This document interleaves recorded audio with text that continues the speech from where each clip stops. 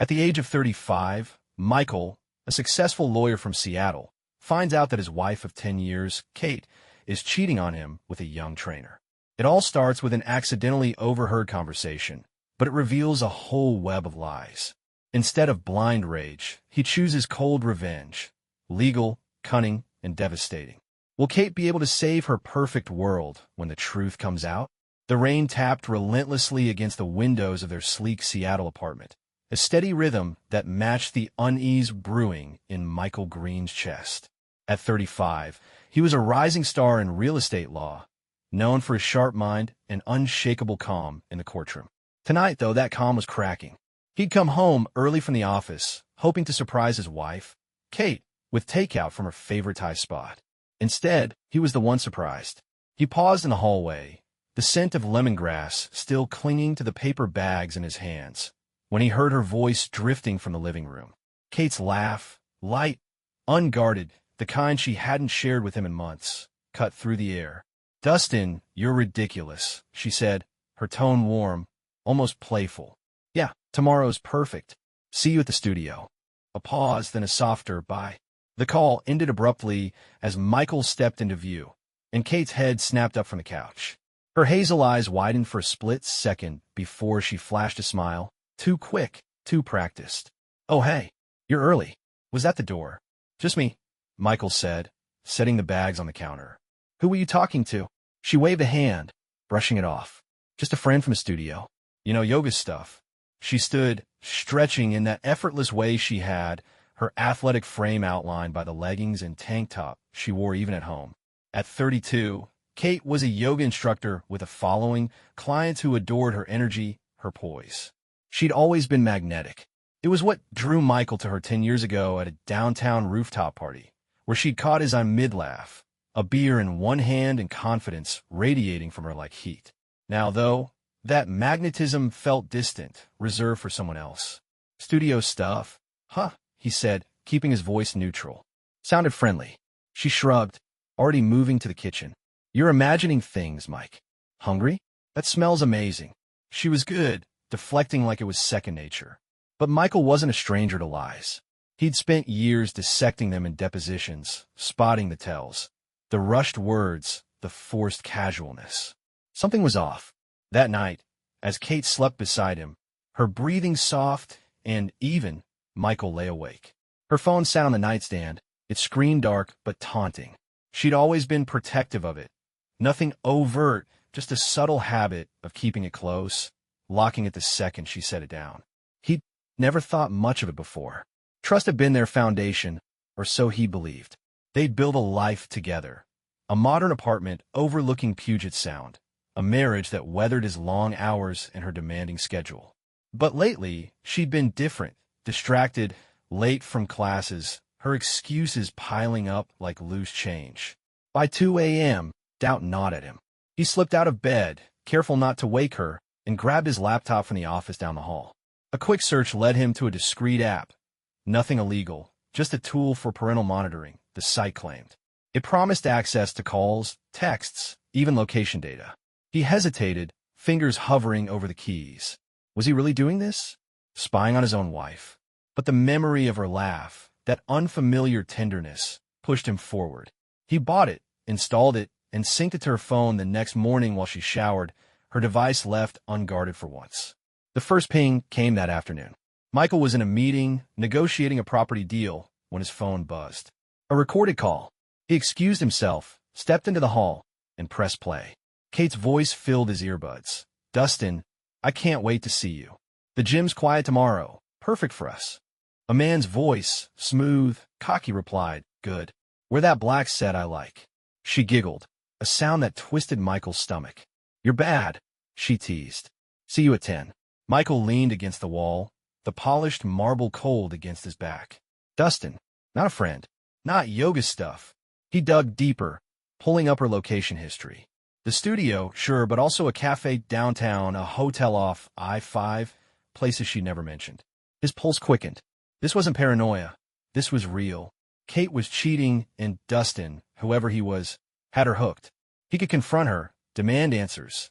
But Michael wasn't built for outbursts. He thrived on strategy, on outsmarting opponents. If Kate thought she could play him, she'd underestimated the wrong man. He opened his contacts and dialed Eric, a private investigator he'd met during a messy foreclosure case. "I need you to look into someone," Michael said, voice low. "Name's Dustin. Works at a gym. And I need everything on my wife." Eric didn't ask questions. "Give me a week." As Michael hung up, rain streaked the office windows, blurring the city beyond. He didn't know what hurt more, the betrayal or the fact that he'd been too busy winning cases to see it coming. But one thing was clear. He wasn't going down without a fight. Michael Green sat in his downtown Seattle office, the city's gray skyline stretching beyond the floor-to-ceiling windows. The Thai takeout from last night still sat heavy in his gut, but it wasn't the food weighing him down. It was the audio file looping in his earbuds. Kate's voice, sweet and conspiratorial, promising Dustin a quiet morning at the gym. Every word was a shard of glass, cutting deeper the longer he listened. He'd spent the day poring over her phone data, texts about private sessions, a selfie of her in that black yoga set, and a location pin from a boutique hotel 20 minutes outside the city. The evidence was damning, but Michael wasn't ready to storm home and scream. He was a lawyer. He built cases, not scenes. By Wednesday, Eric, the PI, texted, "Meet me at the Pike. Got something." Michael grabbed his coat and drove to the dive bar near Pike Place Market, where the air smelled of fish and stale beer. Eric was already there, nursing a whiskey in a corner booth, a manila folder on the table. He slid it over as Michael Saturday. "Your wife's trainer?" "Dustin Woods, 28. Ex-con. Did 6 months for fraud in Spokane 3 years back, conning rich women out of cash with fake investment schemes. Paroled, moved here, started over as a fitness guru. He's good-looking, charming, and a total parasite." Michael flipped through the file, mugshots of a guy with a chiseled jaw and a cocky smirk, bank records showing small withdrawals from women's accounts, a list of aliases. Then came the photos, Kate and Dustin at a cafe, her hand on his arm. Dustin slipping her a room key at the hotel. "She's not the first," Eric said, tapping the folder. "He targets married women, gets them hooked, then bleeds them dry. Looks like Kate's his latest mark." Michael's jaw tightened. "She's smarter than that. Is she?" Eric leaned back. "Found this too." He pulled out a printout. Email correspondence between Kate and a divorce lawyer. Phrases jumped out. Division of assets, prenup terms, half the equity in the condo. "She's prepping to leave you, man. Wants the house, the car, your savings. Probably thinks Dustin's her ticket to a new life." The words hit like a punch. 10 years. Countless late nights, supporting her yoga career, buying that damn condo with the view she loved, and she was planning to cash out. Anger flared, but Michael tamped it down. "What's Dustin's endgame?" "Money," Eric said. "He'll push her to drain you, then ditch her when the well runs dry. Seen it before. Guy's a pro." Michael stared at the photos, Kate's smile so carefree it made him sick. She wasn't just cheating, she was plotting. But Dustin? He was a wild card, a criminal who'd underestimated his prey. Michael's mind raced, legal strategies clicking into place. Confronting Kate now would tip his hand. No, he'd turn this against them both. Back home that night, Kate was all charm, cooking salmon and chatting about her day like nothing was wrong. "How was work?" she asked, pouring him wine. Her eyes sparkled, but now Michael saw the calculation behind them. "Busy," he said, sipping the Pinot. "Closed a big deal. Mommy in a bonus." He dangled the bait, watching her reaction. Her smile widened, just a flicker but enough. She thought she was winning. "Nice," she said. "We should celebrate." "Oh, we will," he replied, voice steady. Inside, he was already moving pieces on the board. The next morning, he called his accountant. "I need to shift some assets. Offshore, discreet. Set up a trust in the Caymans." Then he rang a friend of the firm. A tax law was named Sam. Hypothetical question. How do you protect a client's money from a spouse in a divorce? Sam laughed. "Hypothetical, huh? Move it out of reach. Shell company, fake debt, whatever holds up in court." "Why?" "Trouble with Kate." "Just curious." Michael lied. By noon, he drained their joint savings into an untraceable account, leaving just enough to avoid suspicion. He drafted a promissory note, $200K owed to Sam for a non-existent loan, backdated and notarized. If Kate came for his money, she'd hit a wall. Eric called that afternoon. "Dustin's meeting her tonight. Hotel again. Want me to tail them?" Yeah, Michael said. And get audio if you can. He hung up, then opened the spyware app. Kate's latest text to Dustin popped up. Can't wait. After this, we're set. Michael's lips curled into a cold smile. She thought she was the predator. She had no idea she'd just stepped into his trap. That evening, he staged a fight. You've been distant, Kate, he said, pacing the living room. What's going on? She rolled her eyes. You're paranoid, Mike. I'm just busy. She grabbed her gym bag, her alibi, and left. He waited 10 minutes, then checked the app. She was at the hotel. Eric's update came an hour later. Got pics. They're cozy, and she's talking divorce again. Says she'll file next month. Michael leaned back in his chair, the city lights glinting through the rain-streaked glass. Kate wanted war. Dustin wanted profit. Fine. He'd give them both what they deserved. Legally, ruthlessly, and without a drop of blood. The trap was tightening, and they didn't even know it. Michael Green woke to the sound of rain drumming against the Seattle skyline, a gray haze settling over the condo he'd once called home. Kate had slipped out early, her gym bag slung over her shoulder, muttering something about a sunrise class. He knew better. The spyware app pinged her location, the same boutique hotel off I-5 where Dustin Woods waited. Michael didn't flinch. He'd spent the night refining his plan, and today, he'd set it in motion. This wasn't about heartbreak anymore, it was about winning. He brewed coffee, black and bitter, and reviewed the pieces he'd already moved. His savings were safe in a Cayman Islands trust, untouchable by Kate's grasping hands. The fake $200,000 debt to Sam was filed, a legal shield against her divorce play. Now, he needed leverage, something to bury them both. He opened his laptop and replayed Eric's latest audio. Kate's voice, low and conspiratorial, saying, "Once I file, we'll split his money and start over." Bali, maybe. Dustin chuckled. Just keep him clueless till then. Michael's jaw tightened. Clueless? Not anymore. First, he called Eric. I need more on Dustin. Dig into his parole records. Anything the cops could use. Eric grunted. On it. Guy's slippery, but he's got weak spots. Next, Michael dialed Detective Lopez, a contact from a past eminent domain case. Hey, Raul, got a tip. Guy named Dustin Woods, ex-con, running scams out of a gym. Might be worth a look. Lopez perked up. Fraud, huh? Send me what you've got. If it checks out, we'll move. Michael forwarded the PI's file, mugshots, bank trails, witness statement from Dustin's old marks. It wasn't enough for an arrest yet, but it'd light a fire under the police. He leaned back, sipping his coffee. Dustin was the loose thread. Pull it, and Kate's scheme would unravel. But he needed her to think she was still in control. That evening, Kate came home glowing, her hair damp from a supposed shower at the studio. Good class? Michael asked, flipping through a case file on the couch. She nodded, too quick. Yeah, packed. How was your day? Quiet, he lied. My take on a pro bono case. Some poor sap getting fleeced. Her smile faltered just for a second. Guilt? Fear? He didn't care. He stood, stretching. I'm grabbing a beer with Sam. Don't wait up. She waved him off, oblivious to the storm brewing. At the bar, Sam slid him a thumb drive. Your loan docs are ironclad. She tries to fight it, she'll lose. Michael pocketed it. Good. Now, about that pro bono excuse. I need you to call Kate tomorrow. Tell her I'm stressed, working late. Keep her off balance. Sam grinned. You're a bastard, you know that? Michael shrugged. She started it.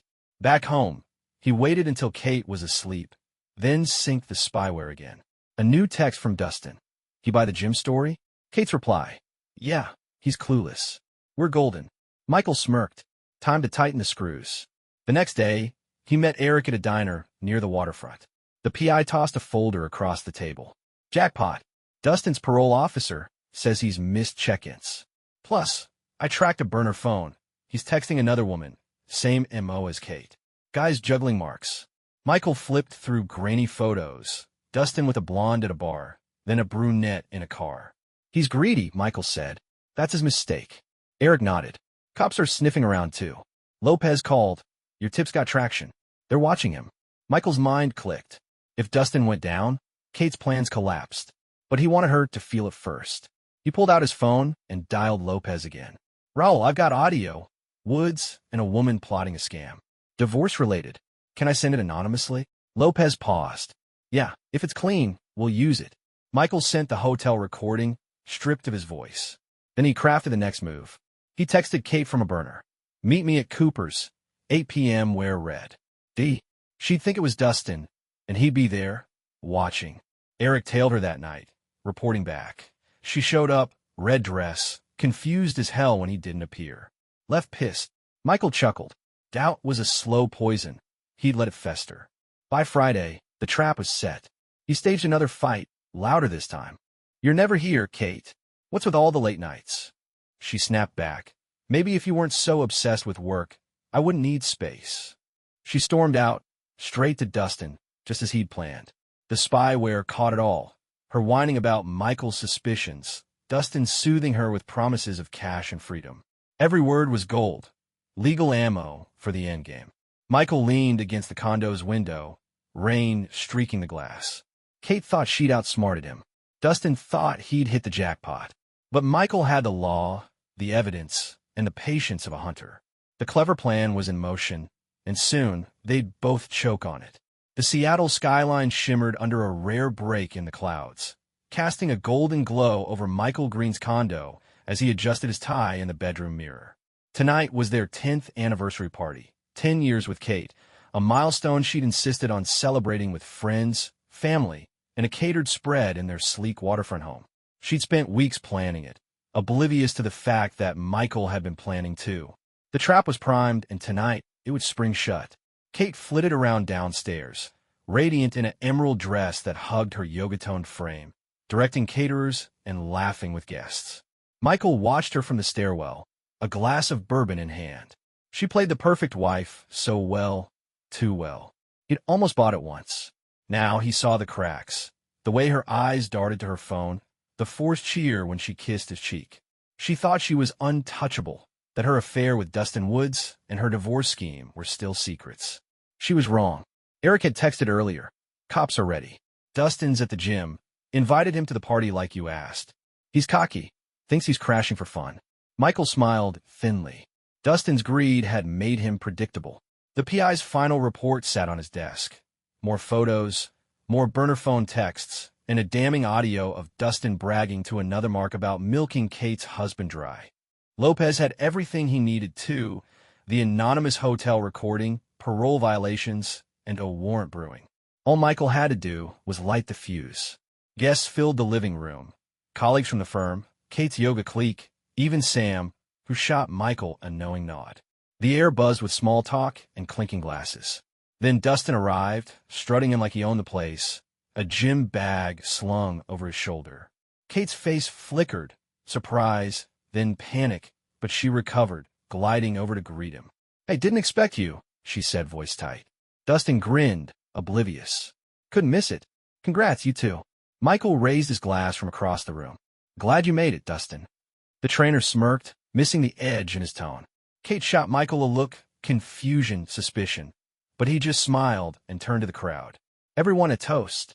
He climbed the stairs to the landing, where a projector hummed quietly, wired to his laptop. Guests gathered below, expectant. To 10 years, he began, voice steady. To love, trust, and honesty. He clicked a remote, and the screen lit up. Gasps rippled through the room as grainy footage played. Kate and Dustin at the hotel, her arms around his neck, his hands on her waist. Audio crackled next, her voice clear as day. "Once I file, we'll split his money and start over. Then Dustin. Keep him clueless till then." The room went silent, all eyes on Kate. Her glass slipped, shattering on the hardwood. "Mike, what the hell?" she stammered, face draining of color. "This isn't. Save it." He cut in, clicking again. Photos flashed. Dustin with other women, bank records, his mugshot. "Meet Dustin Woods, ladies and gentlemen. Ex-con professional lech. Been scamming married women for years. Kate's just his latest." Murmurs erupted, shock, disgust. Dustin froze, then bolted for the door. But two plainclothes cops stepped in, badges gleaming. Lopez's voice boomed. "Dustin Woods, you're under arrest for fraud and parole violation." Handcuffs clicked as Dustin cursed, dragged out past gaping guests. Kate lunged for Michael, grabbing his arm. "You set me up. How could you?" Her voice cracked, mascara streaking. He shook her off. "You set yourself up. I just turned on the lights." The party dissolved into chaos. friends whispering, caterers packing up, Sam clapping Michael on the shoulder. Kate sank onto the couch, sobbing, but no one rushed to her side. Michael pulled out his phone and sent the divorce papers to her inbox, filed that morning. The fake debt, the offshore trust, they'd hold up in court. She'd get nothing but the wreckage she'd made. Later, as the last guest trickled out, Kate cornered him in the kitchen. "I didn't mean for this, Mike. I love you. I got lost." Her eyes begged forgiveness, but he saw the lie. She loved the life he'd given her, not him. "You're not lost," he said, voice cold. "You're caught. Papers are signed. We're done." He walked away, leaving her with the shards of her perfect facade. By midnight, the condo was empty, silent except for the rain tapping the windows again. Michael stood on the balcony, bourbon in hand, watching the city lights blur. Dustin was in a cell. Kate was ruined, reputation trashed, no money, no leverage. The reckoning had come, and they'd fallen hard. He'd played it clean, legal, and devastating. One step left, the new life waiting beyond the rubble. Michael Green stood in the empty Seattle condo, the echoes of last night's reckoning still lingering in the air. The anniversary party had shattered Kate's world and sent Dustin Woods to a jail cell, but the silence now felt heavier than the chaos. Rain streaked the windows, a familiar Seattle lullaby, as he packed the last of his things into a single suitcase. The divorce papers were served, the assets locked away in a Cayman trust, and the condo was on the market. He'd won, cleanly, legally, but victory tasted bittersweet. 10 years of marriage, reduced to a battlefield of lies, left him hollow. It was time to move on. By noon, he drove south to Portland, the city's green sprawl a stark contrast to Seattle's gray towers. He'd rented a loft overlooking the Willamette River, a fresh start with no ghosts of Kate's betrayal. The sale of the condo cleared fast. Half the proceeds went to a charity he'd quietly set up, a fund for victims of fraud, named Second Chances. It wasn't atonement for his own ruthlessness. It was a promise to do better. He'd wired the first donation that morning, $50,000, thinking of the women Dustin had conned before Kate. If he could turn his pain into something good, maybe the ache would fade. News of the scandal spread like wildfire. Texts from friends trickled in. "You okay? Heard about Kate. Damn, man." A local blog picked it up. Seattle lawyer exposes wife's affair at party, bus con man. Michael ignored it all. He didn't need pity or applause. The courtroom of public opinion had already ruled. Kate's yoga clients dropped her. Her social circle vanished, and her Instagram, once full of serene poses, went dark. She'd emailed him once, a rambling plea, "I'm sorry, Mike. I lost myself. Can we talk?" He deleted it without replying. She'd made her choice. Now she'd live with it. Dustin's fate was sealed tighter. Detective Lopez called 2 days later. "Woods is looking at 5 years minimum. Your tip cracked him wide open, parole board's furious, and we tied him to 3 other scams. Good work, Green." Michael nodded to himself, staring out at the river. "Just glad he's off the streets." Lopez chuckled. "You're a cold bastard, you know that? But you did it right." The call ended, and Michael felt a flicker of relief. Dustin's fall wasn't revenge. It was justice, served by the law he'd spent his career upholding. Kate's reckoning was quieter, but no less brutal. Eric sent a final update. "She's crashing with a cousin in Tacoma. No job, no cash. Tried selling the Mercedes, but it's leased, not hers. She's toast." Michael didn't gloat. She'd wanted half his life. Now she had nothing. The divorce finalized in weeks. The fake debt, an offshore, moves holding firm in court.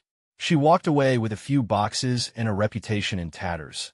A cautionary tale whispered among her old crowd. He didn't hate her. He pitied her a little. But pity didn't change facts. In Portland, Michael rebuilt. He took on smaller cases, pro bono work for tenants fighting shady landlords, using his skills to balance the scales. Evenings, he walked the riverfront, the crisp air clearing his head. One night, he stopped at a bar, a cozy spot called The Anchor, and struck up a conversation with a woman named Lena, a nurse with a dry laugh and no patience for bullshit. She didn't know his story, and he didn't tell it. It was enough to sit, talk, and feel human again. A month later, he got a letter, handwritten, postmarked Tacoma. Kate's scrawl, "I don't expect forgiveness. I just need you to know I loved you once. I messed up, and I'll pay for it forever. Be happy, Mike." He read it twice, then tossed in the trash. Love didn't excuse betrayal, and happiness wasn't hers to grant. He'd find himself. Spring arrived, and Michael stood on his balcony, coffee in hand, watching the river glint under a rare sun. Second chances had helped its first client. A single mom scammed out of her savings, get back on her feet. His phone buzzed. Lena, texting about dinner. He smiled, small but real. Kate and Dustin had lost everything. Her to her greed, him to his crimes, while he'd turned their mess into a clean slate. Revenge hadn't been fists or threats. It was the law, wielded like a scalpel, cutting them out of his life. The moral finish wasn't their punishment. It was his freedom, earned through patience and principle, proving that justice, not vengeance, was the truest win.